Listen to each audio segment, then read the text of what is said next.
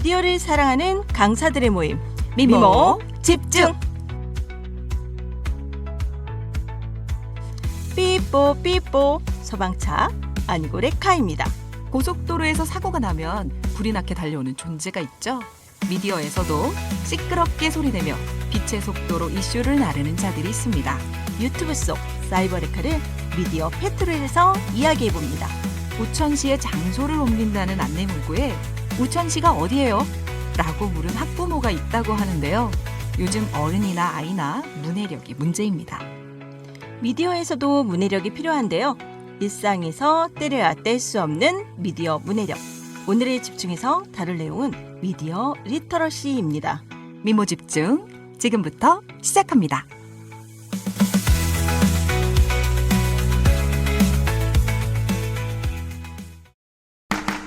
안녕하세요. 오늘 미모 집중 진행을 맡은 최윤영, 한미경 강사입니다. 네, 미디어 이슈, 트렌드를 소개하고 나눠보는 미디어 페트롤 시간입니다. 오늘 미디어 페트롤 진행해 주실 유지혜 쌤 나오셨습니다. 안녕하세요. 안녕하세요. 유진입니다. 네, 오늘 미디어 페트롤에서 다뤄볼 내용은 뭘까요? 네, 최근 천만 유튜버 찌양 사건으로 인해 경각심을 일으키고 있는 사이버 레카에 대해서 다뤄볼까 하는데요. 두 분도 찌양 사건에 대해서 알고 계시죠? 네, 정말 적잖이 저희 나라 전 국민에게 충격을 주지 않았나 이런 생각이 들어요. 약간의 사건을 요약하자면 찌양은 전 남자친구이자 소속사 대표였던 A씨에게 불법 촬영물 유포를 빌미로 폭력과 협박, 금품 갈취를 당했다고 밝혔습니다. 찌양이 A씨에게 받지 못한 미정상금은 40억 원이 넘는다고 해요. 그리고 그에게 착취를 당한 기간도 무려 4년이나 된다고 합니다. 찌양은 A씨를 폭행, 협박, 통신매체 이용 음란 등의 혐의로 고소했으나 해당 형사사건은 A씨가 수사 과정에서 스스로 목숨을 끊음으로써 공소권 없음으로 종결이 된 걸로 알고 있습니다. 제가 찌양하면 이렇게 작은 그 여리여리한 체구에 많은 양의 음식을 생글생글 웃으면서 맛있게 먹는 호감형 유튜버잖아요. 네, 맞아요. 네. 네, 이번 사건을 접하면서 너무 놀랬고 마음이 아프더라고요. 저 정말 안타깝더라고요. 그러게요. 다들 안타까운 마음이실 것 같아요. 찌양의 안타까운 과거 이야기도 놀랍지만 더욱 놀란 건 이 얘기가 세상에 까발려지게 된 게 바로 사이버 레카라고 불리는 유튜버들 때문인데요. 사이버 레카라고 불리는 유튜버 구제역 측에서는 개인사를 폭로하지 않는 대신 리스크 관리 컨설팅이라는 명목으로 계약을 했다고 주장을 하고 있죠.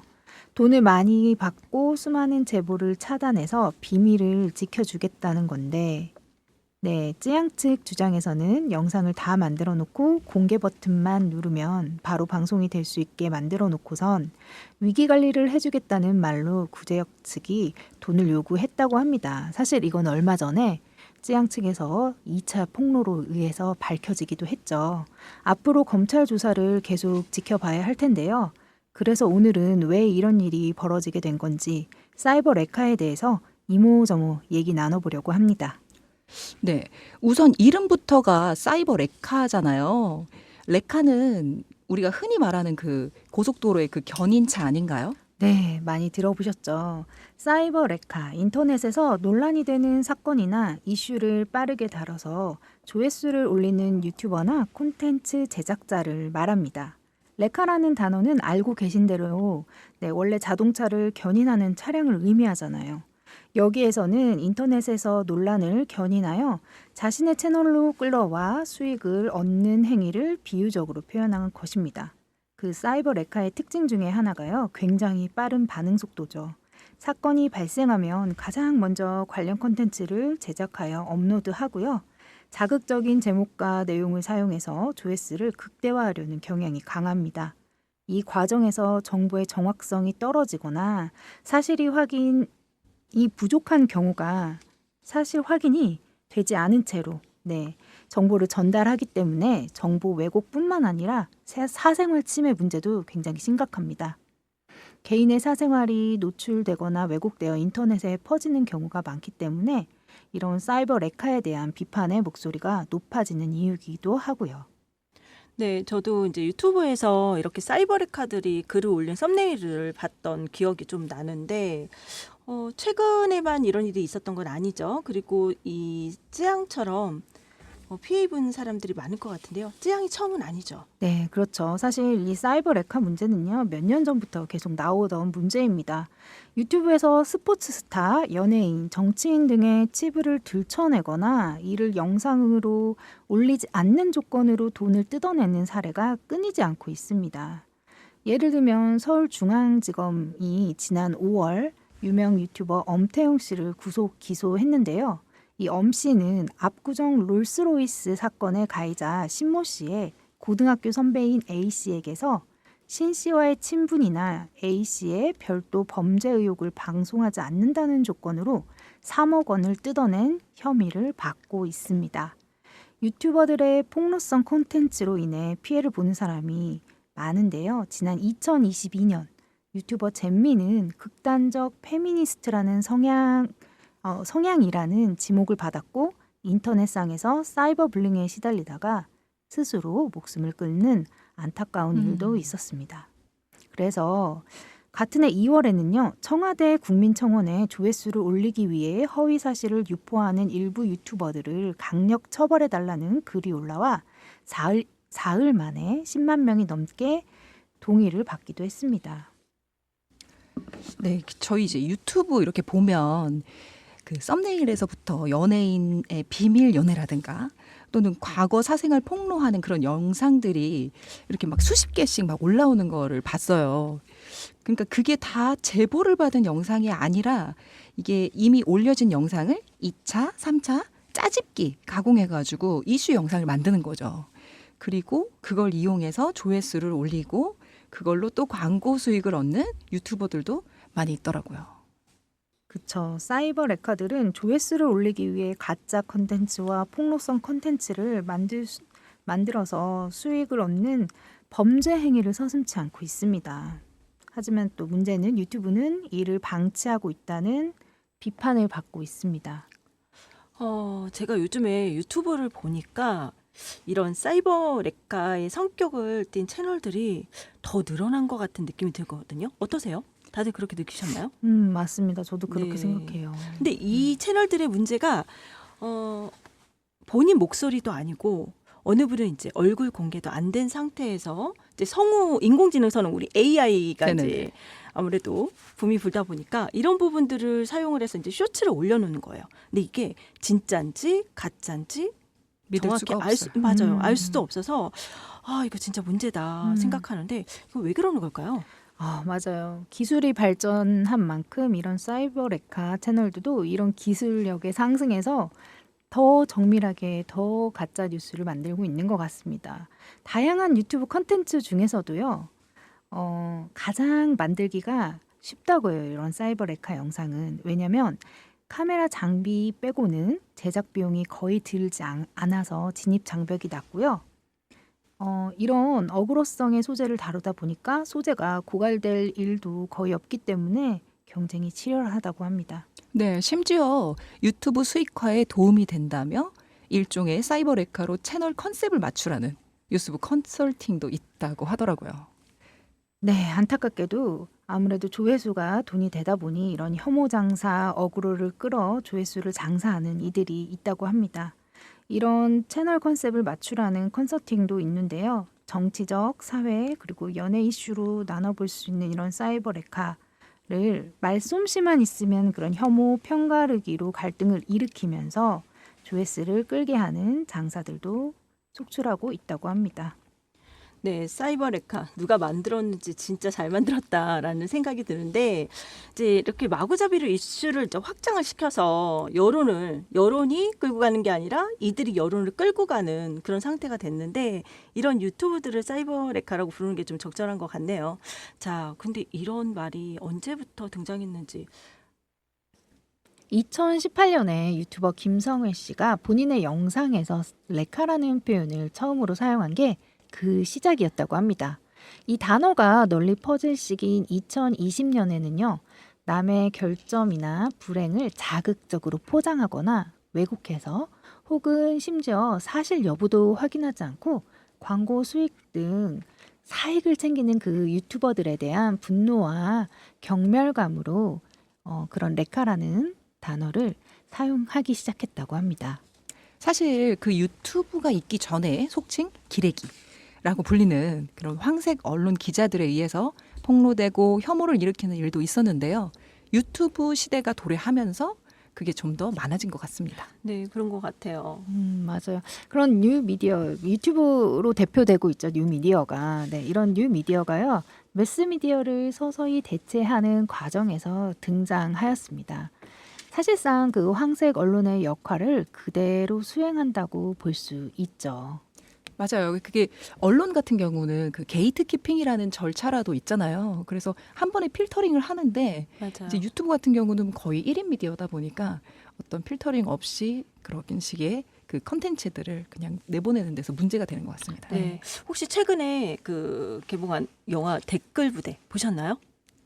두 분 어떻게 보셨나요? 보셨나요? 네, 저는 이렇게 좀 짜집기로 대충 네. 봤어요. 네. 저도 사실은 그 이제 간편 영상 뭐 이렇게 해서 왜 긴 영상을 못 보잖아요.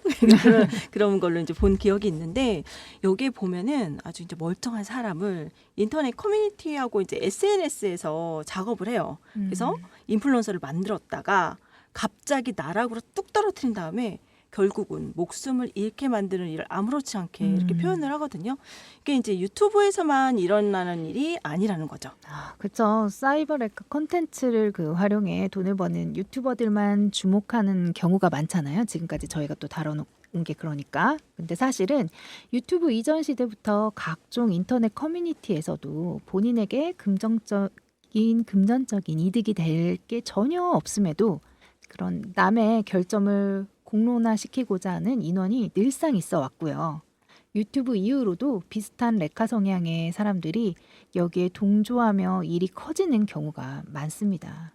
그렇죠. 이제 그 유동 인구가 많거나 또 많은 수의 커뮤니티에서 이슈가 된 사안들 혹은 화제가 된 영상일 경우에 이제 그 커뮤니티에서 댓글까지 이렇게 짜집기하는 경우도 있다라고 들었어요. 그러니까 사실을 가짜로 둔갑시키고 네. 공인기업도 SNS 사안을 만들어서 공론화시키고 이슈를 생산하고 빌드업해서 상대 업체를 깎아내리는 그런 노이즈 마케팅 이런 것을 이제 이용을 한 거죠. 네. 그 사실 이 레카차는 사고 현장에서 차를 마구 끌고 가서 공업사에 데려다주고 고치기라도 그쵸. 해주는데 이 사이버 레카는 피해자를 2차, 3차 더 피해를 입게 만들잖아요. 그래놓고는 사실이 밝혀지고 나면 나몰라라 하는 게 진짜 너무한 것 같습니다. 그쵸. 무분별한 이슈 후에 사실이 밝혀지면 나몰라라. 이번 사건도 그렇잖아요. 저희 쯔양 사건도. 네, 저도 사후 정말 감사하고. 이해가 안 되는 게 네. 구자역의 태도인 것 같아요. 네, 그쵸. 자기가 영상 다 가져다 놓고 내가 이것을 폭로하지 않을 테니 너를 보호하기 위함이다. 이거 정말 아다르고 정말, 어다른 네. 말장난 같은 것 같아요. 마찬가지예요. 굉장히 좀 아닌가. 심각한 것 같은데요. 네네. 이제 주로 연예인들 그리고 이제 정치인 또 최근에 이제 운동선수까지 이렇게 이제 이름이 널리 알려져 있는 분들이 이제 사이버레카의 주요 먹잇감으로 이제 타겟이 되는 것 같은데 우리는 이런 이제 사이버레카의 영상을 이제 홀리게 본다고 하잖아요. 제가 조회수를 이렇게 살펴보니까 진짜 장난 없더라고요. 조회수가 그러면 정말 그 조회수로 인한 그 수익도 창출이 엄청 많이 될 것 같아요. 저는 그런 부분도 놓치지 않고 하는 게 아닌가라는 생각이 들고요. 네, 그런데 문제는 이런 혐오와 조롱을 왜 우리가 아무렇지도 않게 보고 있는지 그게 궁금한데요. 네. 안타깝게도 우리가 이제 유튜브를 보게 되면 과장된 썸네일과 문구 그리고 낚시성 제목 워낙 양이 많아지면서 혐오 콘텐츠의 보편화가 되다 보니 허위 정보나 가정된 문구 검증되지 않은 정보들이 확산이 되고 우리가 아무렇지도 않게 보게 되는 거죠. 네, 썸네일을 살펴보면 뭐 이런 거 있어요. 충격, 논란, 드디어 밝혀졌다. 이런 단어들이 정말 이제 원색으로 딱 띄어서 클릭을 하게끔 유도를 하는 것 같기는 해요. 맞아요. 저도 모르게 누르고 있는 거죠. 그런데 한편에서는 기자들이 파헤치지 못한 부분을 유튜버가 밝혀내는 그런 긍정적인 부분도 있다고 하는데요. 이런 건 또 어떻게 봐야 할까요? 네. 유명인의 숨겨진 악행을 만천하에 고발함으로써 피해자와 대중의 의견을 대변한다는 점. 네.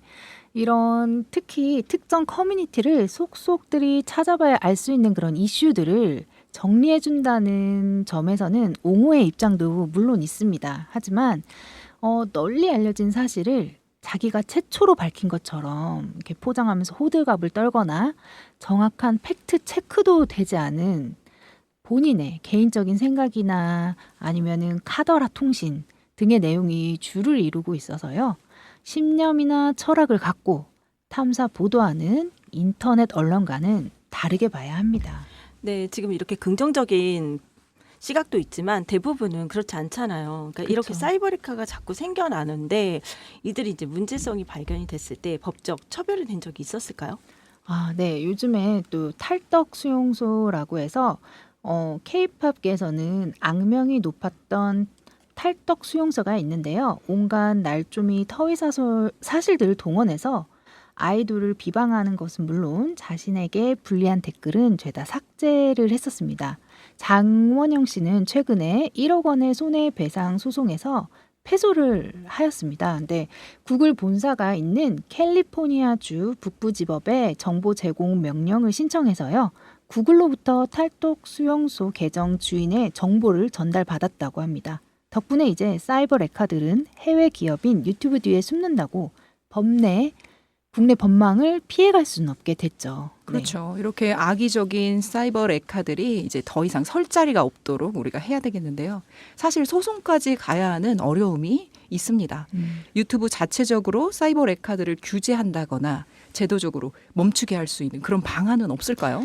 네, 유튜브 가이드라인이 있는데요. 여기는 뭐 괴롭힘, 증오 이런 것들에 대해서 자체적으로 잘 되어 있긴 하는데 명예훼손에 관한 증명과 신고를 피해자가 직접 해야 된다고 합니다. 그게 그리고 문제인 것 같아요. 네, 항상. 맞아요. 잘 들어주지도 않아서 아무래도 장벽이 아직까지는 높다고 봅니다. 왜냐하면 워낙 많은 채널 영상들이 관리가 안 되고 있기 때문이에요. 그래서 이번 찌양 사태의 경우도요. 사이버 레카 채널 수익 중지가 된 건 다들 알고 계시잖아요. 네. 사회적으로 이슈가 되고 소송이 됐기 때문에 이것 또한 가능했던 게 아닌가 싶습니다.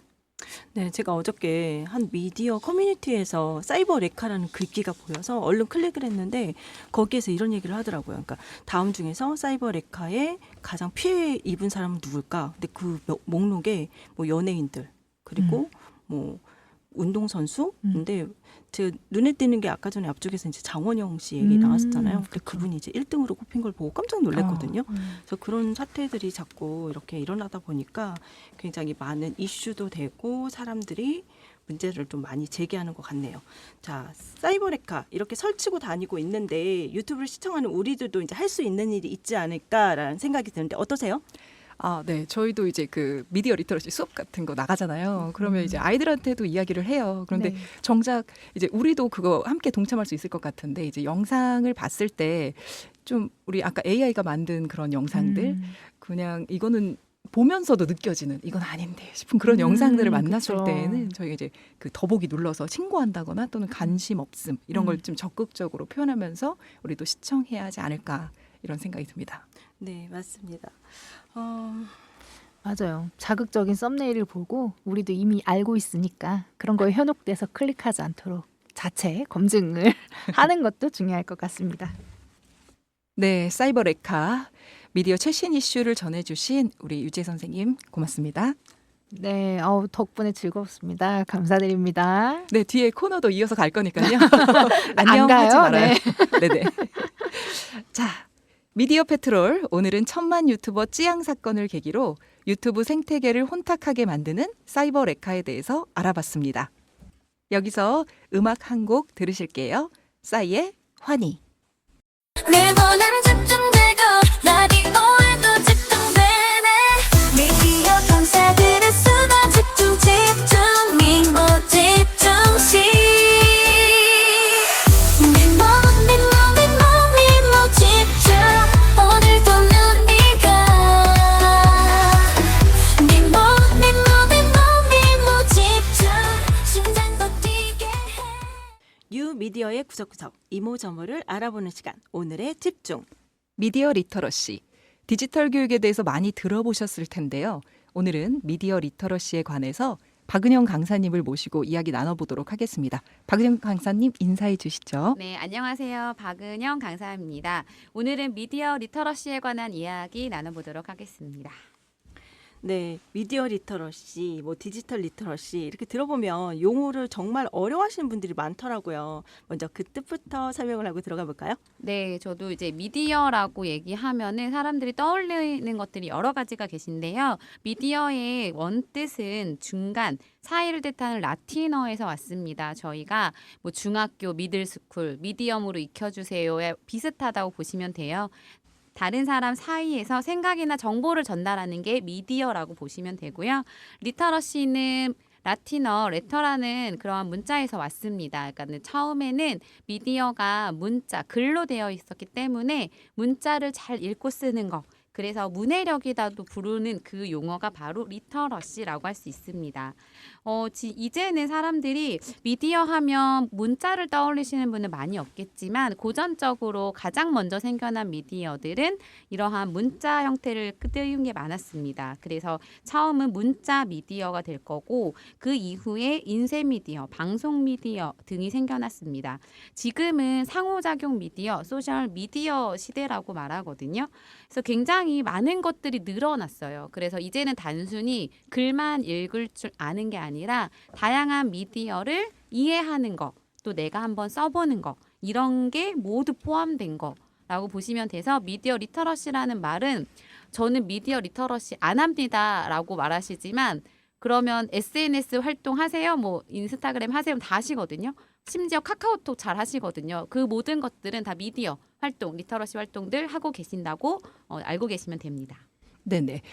그럼 미디어를 이해하고 상황에 맞게 사용하기 위해서는 또 이 매체별 특성을 아는 것도 중요할 것 같아요. 그럼 미디어 리터러시의 부분 중에서 먼저 이야기해 볼 부분은 어떤 부분일까요? 네, 저 이제 이게 여러 가지들이 있는데 뭘 먼저 나눌까 하다가 오늘 아까 이제 미디어 페트롤 방송하시는 거 봤는데 그것과 관련해서 뉴스에 관련된 거를 가지고 왔어요. 혹시 최근에 들어본 뉴스들이 뭐가 있었는지 궁금하거든요.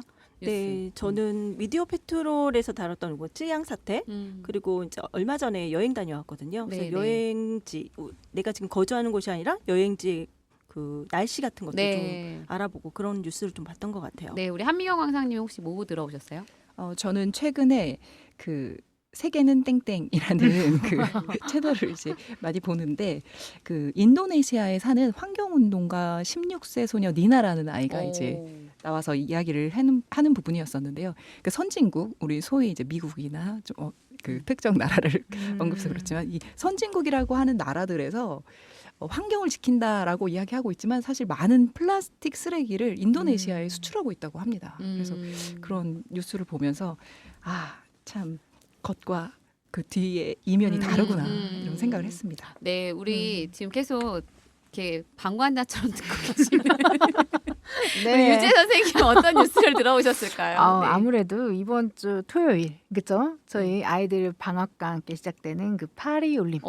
네, 맞아요. 네. 이번 파리 올림픽이 100년 만에 개최되는 음. 거라면서요. 그래서 이번에 뭐 새로운 종목들도 생겨났다. 뭐 이런 이야기를 들으면서 기대를 하고 있습니다. 안타깝게 뭐 우리나라는 볼 경기가 많이 없지만 좀 안타깝지만 네, 네. 그 지금 다 이야기하셨던 것들이 다 뉴스라고 생각하시면 좋을 것 같아요. 지방에 있는 소식, 인도 뭐 이런 데랑 파리, 타방의 소식을 듣게 되거든요. 그 모든 것들이 뉴스입니다. 그거를 포함해서 예전에는 대중매체로 들을 수 있었던 것들이 뭐 유튜브나 여러 가지 매체들로 들리고 있고요. 대한민국에는 이제 인터넷 언론사가 12,000개 정도 된다라는 통계도 있는데 여기에 뭐 블로그나 여러 가지들을 합치면 정말 많은 뉴스들이 우리에게 쏟아지고 있는 시대에 살고 있습니다. 네. 그런데 이제 우리가 접하게 되는 정말 많은 양의 뉴스들이 있는데 그 중에서도 우리가 좀 조심해야 할 것들도 있을 것 같아요. 저희가 오늘 미디어 페트롤에서도 다루었던 내용과도 연관이 될 것 같은데요. 어떤 점을 우리가 주의해야 할까요? 네, 많은 분들이 이제 약간 방금도 우리 얘기했지만 찌양 사건이나 여러 가지를 통해서 듣게 될 때 그 구제역이나 그런 사람들이 하는 말투 중에는 다 거짓만 있는 게 아니에요. 그 중에 진실을 살짝 섞어서 정보인 것처럼 내기 때문에 사람들이 속는 거거든요. 그래서 우리가 이런 것들을 허위 조작 정보라고 말하고 여기에는 일부러 해를 끼칠 의도를 가지고 있는 것들을 살짝 섞는 겁니다. 그래서 많은 사람들이 왜 그거에 속냐라고 하는데 뻔한 거짓말을 하지 않기 때문에 속는다고 보시면 돼요.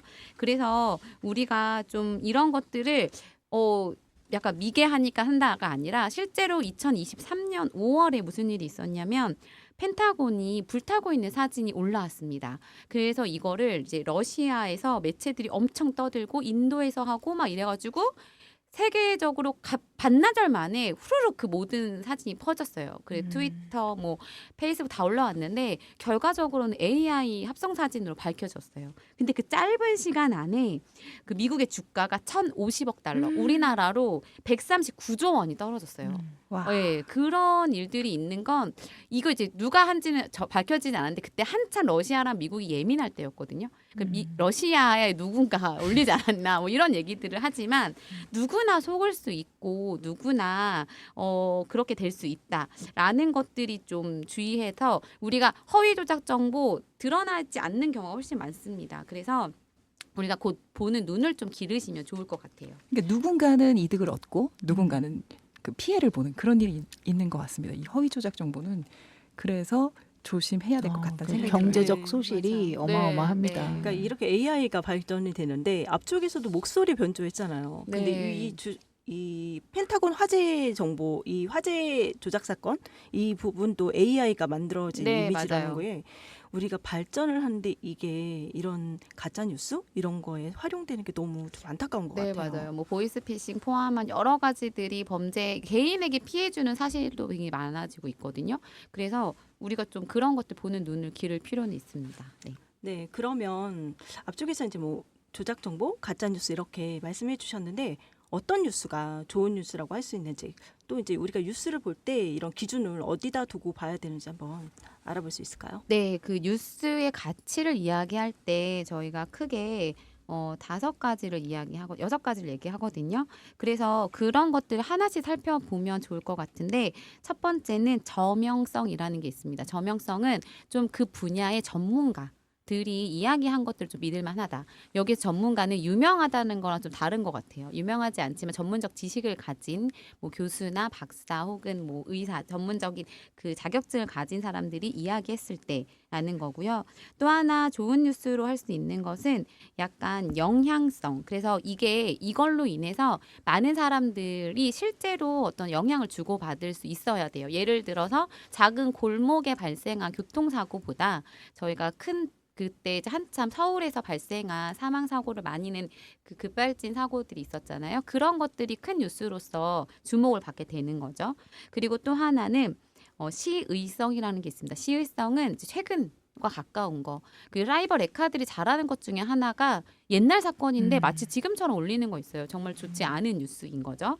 그리고 이제 그 외에는 신기성과 근접성, 갈등성이라는 게 있는데요. 신기성은 말 그대로 좀 많은 사람들의 관심을 끌 만한 주제. 그리고 근접성은 이제 자기가 사는 지역을 중심으로 자기하고 좀 가까운 거. 그래서 우리 뭐 경기도를 기준 수원에서는 경기도 뉴스가 굉장히 핫한데 상대적으로 저 제주도에 어떤 정책이 이루어진다는 건 경기도에 살고 있는 수원 시민들은 별 관심이 없거든요. 그래서 근접성도 하나의 가치로 인정을 받고요. 마지막으로는 갈등성. 이제 갈등성은 그 미디어의 기능 중에 사회적 상관 조정 기능이 있거든요. 서로 다른 그런 의견을 가진 사람들의 의견을 조정해 주려 미디어가. 그래서 그러한 것들을 다룰 때 좋은 미디어 뉴스라고 할 수 있습니다. 아, 그렇군요. 시의성, 저명성, 영향성, 신기성, 근접성, 갈등성. 네. 맞나요? 네, 맞습니다. 네, 우리 오. 좀 꼭 기억하도록 하죠. 자, 그렇다면 반대로 허위 조작 뉴스를 찾는 방법도 알고 있어야 할 것 같은데요. 이건 어떻게 찾아야 할까요? 네, 허위 조작을 찾는 방법도 그렇게 어렵지는 않는데요. 가장 먼저는 어디서 만들어졌는가를 보시는 게 좋을 것 같아요. 이게 출처, 어디를 인용한다든지 어디에서 발행한다든지 라는 것들을 좀 보시면 좋을 것 같고 아까 시일성과 마찬가지로 언제 만들어졌나 작성 일자를 한번 확인하시면 좋습니다. 그리고 글쓰니 요거를 만들어낸 사람이 이거에 대해서 전문적 지식이 있는가 라는 것들이 중요할 것 같고, 그 다음에 그거에 대한 논리를 한번 살펴봤을 때 이제 약간 논리가 맞지 않는다, 이상한 걸 발견하게 되시면 다른 정보를 찾아보면 가장 정확해요. 그러니까 하나에서만 정보를 얻는 게 아니라 여러 가지를 살펴보면 얻을 수 있는 거죠. 그래서 요즘은 참고로 저는 이제 네이버 뉴스도 너무 이상한 인터넷 언론사를 올려주는 경우들이 많아서 저는 제가 좋아하는 일간지나 중요하게 보는 미디어 전문 잡지들만 제 네이버 상단에 올라오도록 고정을 해놨거든요. 이제 그런 식으로 조금 출처나 좀 유명한 것들 위주로 걸러보시면 좋을 것 같습니다. 아, 그러면 뭐 한 언론사가 아니라 네. 좀 내가 신중하게 골라서 그 다른 언론사와 중복적으로 정보를 좀 확인하는 게 중요하다라고 말씀하시는 것 같네요. 네, 맞아요. 특히나 그러한 이제 미디어 일간지들이 여러 종류가 굉장히 많아서 아까 잠깐 다뤘던 것 중에 게이트 키핑이라는 말씀을 하셨었는데, 게이트 키핑은 어쨌든 이제 신문사들이 뭔가를 낼 때 무엇을 올리고 무엇을 내릴까를 이제 그걸 선택하는 기준이거든요.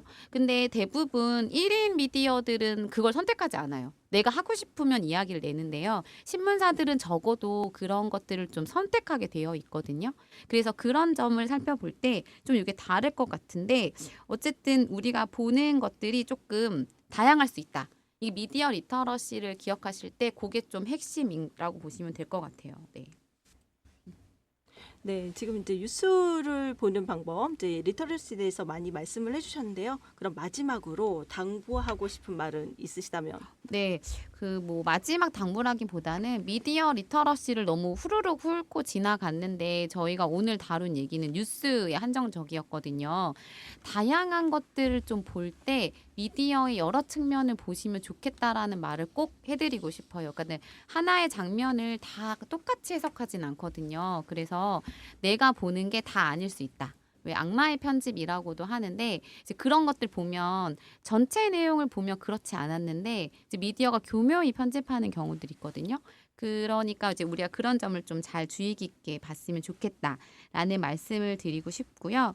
또 하나는 어쨌든 그 미디어 리터러시에는 가장 중요한 영역이 본인의 책임과 이러한 태도를 기르는 거거든요. 그래서 아까 우리 페트롤 마지막에도 우리가 이거를 어떻게 주의할 것인가, 뭐 신고한다든지 참여하는 것처럼 우리 의견을 좀 잘 낼 수 있는 거였으면 좋겠어요. 실은 미디어가 굉장히 편해졌을 때 우리의 언론의 기능이 굉장히 좋아질 것이다라고 다 얘기했거든요. 뭐 아는 사람이 이야기를 할 수 있는 시대가 되면 우리는 더 평등한 사회를 할 거야라고 했는데, 아까 사이버레카에 굉장히 잘 다뤄주셨던 내용 중에 하나가 더 나쁜 정보들이 흘러가면서 악영향을 주는 것들이 많아졌거든요. 그래서 우리가 좀 우리가 민주주의 시민으로서 갖춰야 할 태도를 좀 건강하게 길러내는 걸 좀 주목하면 좋겠다. 그리고 내가 어떠한 뉴스를 봤을 때 이게 왜 좋은지, 아니면 또 이걸 왜 나쁜지를 좀 알고 함께 실천하는 콘텐츠들이 많아졌으면 좋겠다라는 생각이 좀 들고요. 그리고 저는 어쨌든 이렇게 짧지만 뉴스 리터러시에 대해서 한마디씩 이렇게 제가 들려주셨던 이야기들을 오늘 뭔가를 들으시면서 좀 떠올리면 좋을 것 같아요. 얘가 내 기준이 뭔지. 학생들 수업해보면 그동안 미디어를 그냥 본 친구도 굉장히 많은데 좀 분석해봐 막 이러면 되게 좋아하기도 하고 신기하더라고요. 그래서 이 방송을 들으시는 분들이 내가 들은 새 정보를 약간 이거는 맞는 얘기일까? 이렇게 떠올리시면 좋을 것 같습니다. 네, 우리 박은영 강사님 오늘 미디어 리터러시, 뉴스 리터러시까지 좋은 말씀 들려주셔서 감사합니다. 네, 감사합니다. 자, 그러면 오늘 저희 이제 방송을 이제 마치는 지금 시간이잖아요. 그러면 우리 이제 쯔양 사태랑 이제 뉴스 활용한 리터러시까지 했는데 오늘 이야기 나눠봤는데 우리 지혜쌤 네. 어떠셨나요? 제가 또 처음에 얘기하니까 떨리고, 그런데 오늘 좀 많은 생각을 해봤어요. 저도 이 리터러시 수업을 하면서 아이들과 이야기를 나눌 때 저는 이제 댓글로 이야기를 많이 나눴거든요.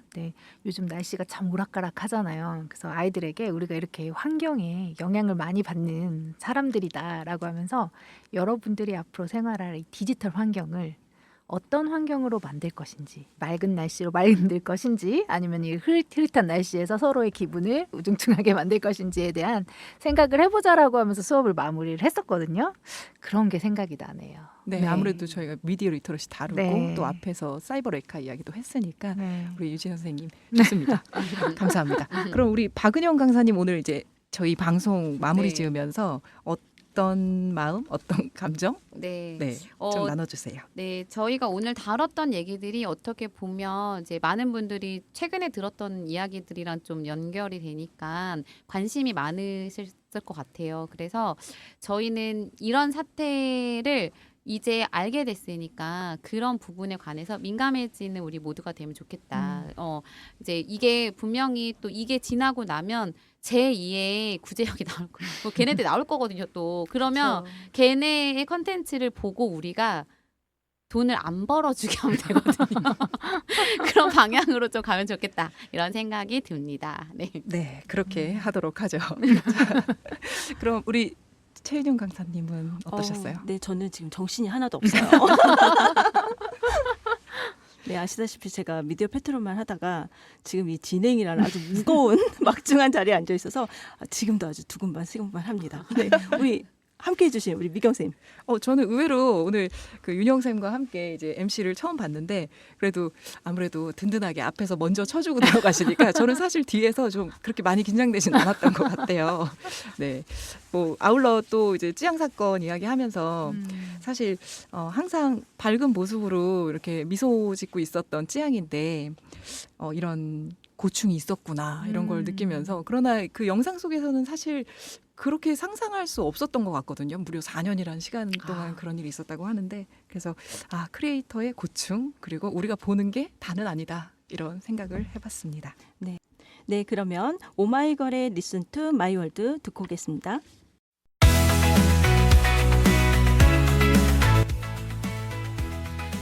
미경 쌤, 알고리즘 세탁이라는 말 혹시 들어보셨나요?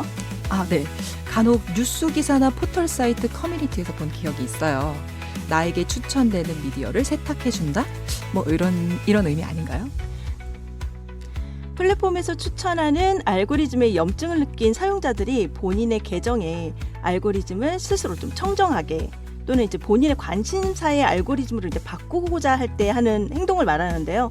최근 한 기업의 플랫폼 사업팀에서 자극적인 알고리즘을 세탁해주는 이런 관련 프로그램을 개발을 해서 테스트를 했다고 합니다. 알고리즘을 내가 원하는 대로? 좋은데요? 미디어 환경을 본인이 주도성을 갖고 스스로 만들어 나가는 모습이 건강한 미디어 리터러시가 아닐까 생각해 봅니다. 미디어를 사랑하는 강사들의 모임, 미모집중. 저희는 더 다양한 미디어 소식을 안고 다음에 다시 돌아오도록 하겠습니다. 마지막으로 버튜버 가수 플레이브의 왜요 왜요 왜 듣고 가시겠습니다. 지금까지 미디어 강사 최윤영, 한미경이었습니다. 미모 집중!